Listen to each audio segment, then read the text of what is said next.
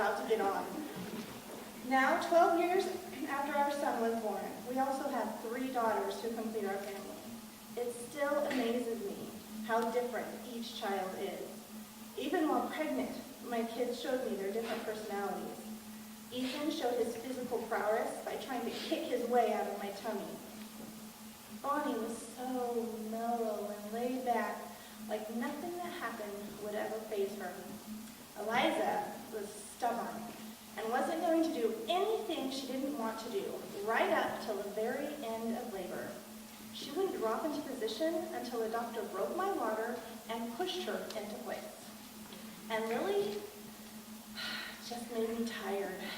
Oh, so tired. Boys are such different creatures. Boys make guns out of sticks, Legos, and toilet paper rolls. They climb trees and jump off stuff. They play games like, did that hurt?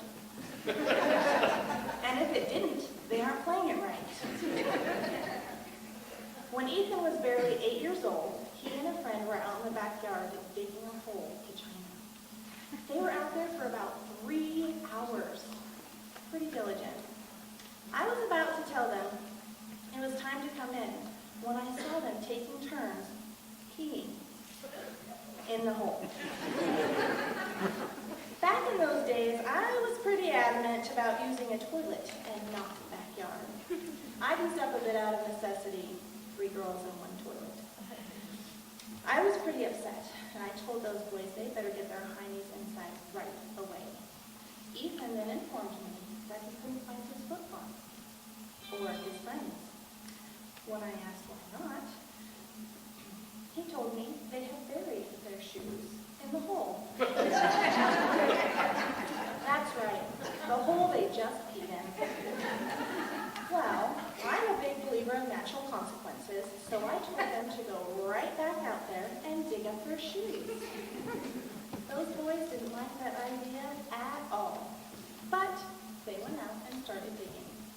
It took them about 45 minutes to dig to the bottom of their hole. When they finally got back to the house, they were filthy. I wasn't about to let them in the house like that, so I turned the hose on them. I may have enjoyed that part. But please tell me why. Why would you bury your shoes and then pee on top of them? Why is really a silly question to ask your kids. The answer's obvious. Seemed like a good idea at the time. However much I don't understand what my son does, my girls are a different matter.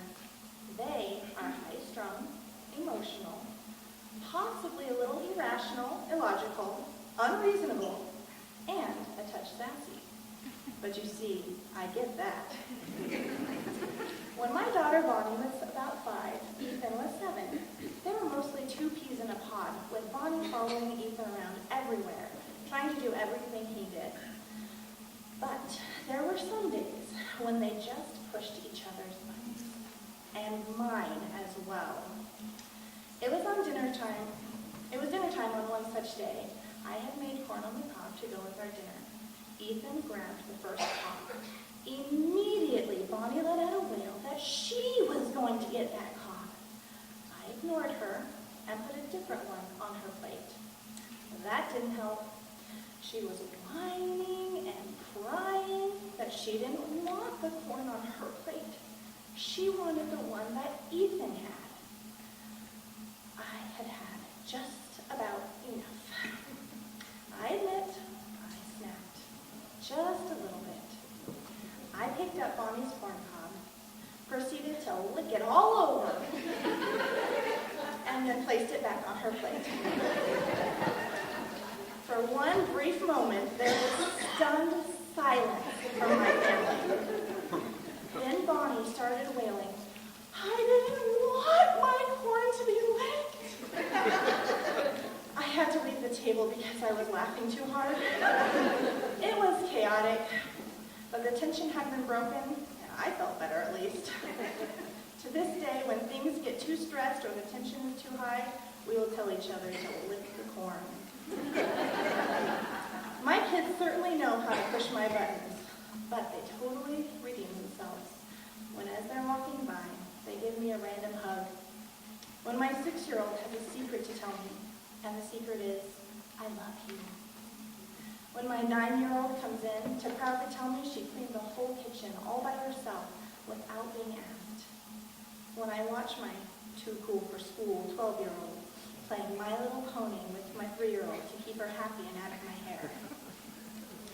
Being a mom is hard enough. I used to be caught up in all the bad moments, all the nail polish that was spilled, the hair that was pulled, the names that were called. If all you're doing is letting the negative wash over you, eventually you will drown.